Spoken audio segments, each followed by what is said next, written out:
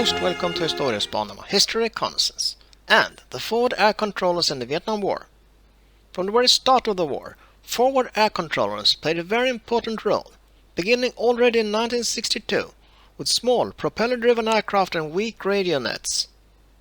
FACs acted as unseen commander of the strike forces and as a coordinator of any subsequent combat search and rescue operation. A tool for these forward air controllers early in the war was the Cessna O-1 Bird Dog, a slow two-seater aircraft, unarmed and unarmored, that could carry a limited payload. It had no instruments for night operations. Radio communication on board was limited to one radio channel at a time. And please, like, share and subscribe. It means a lot to us. In Vietnam today, the Air Force is working closely with Army planners in providing air support for ground operations.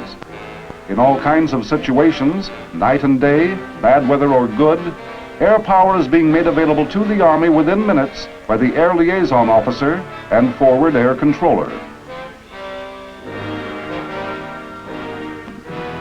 I'm a forward air controller, a fact, an Air Force pilot assigned to brigade. This particular mission was pre-planned, requested by the Army's 3rd Brigade a day in advance. The objective was to find and destroy base camps on an east-west VC supply route in the area around Lai Key, about 50 miles from Saigon.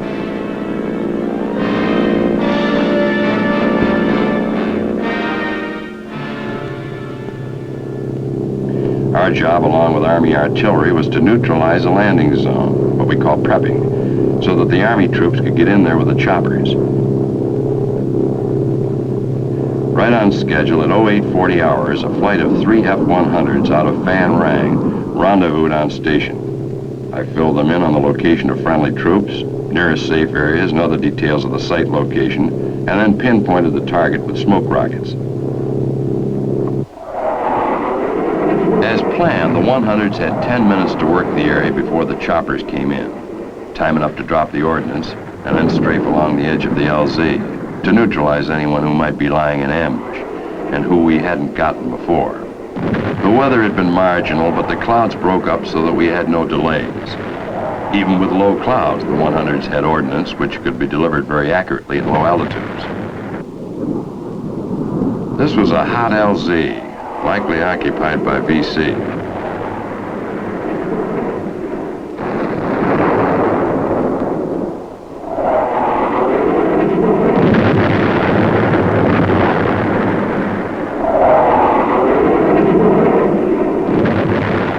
Everything went smoothly and the flight did good work.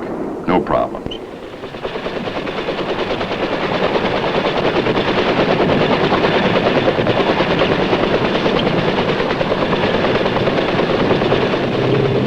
With the initial chores complete, we remain in the area, airborne over the troops all the time, monitoring their operating frequency. If they need help, run into stiff resistance, or want an objective softened up, we can call an immediate airstrike anytime through our normal immediate request net. We'll have a flight on station in 15 minutes, if things work as they normally do. In emergencies, other pre-planned flights can be diverted to the area. For us and for the fighter pilots, there's a real sense of satisfaction in providing support for ground operations, knowing we're saving lives, preventing injuries to our people down there, and overall helping these Army troops in tough situations.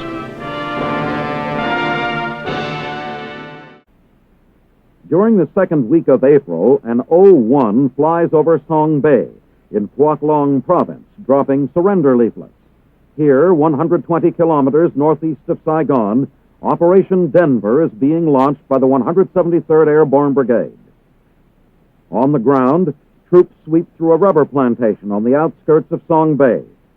Snipers fire at the airborne troopers, and a firefight begins.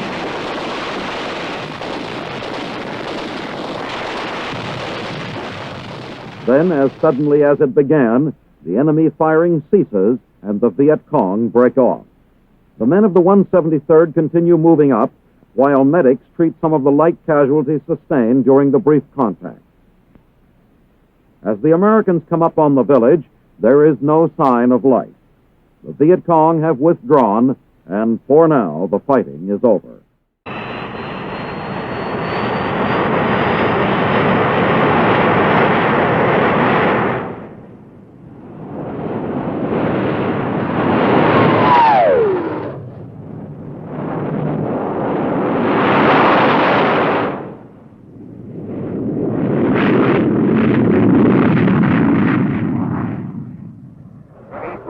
patrols with their enormous striking power, available on call to ground units or to the air observer who spots an enemy concentration in his slow-moving survey of the terrain. He has a little hairpin turn. You can find this on the north edge of the river, about a mile further to the east from the burning grass. Okay, from that hairpin, go east about 200 or 300 meters, and you'll see a small string of body north. Okay, it's a little bridge on the road there that crosses that small stream. It's about 100 meters north of where they run into the lake.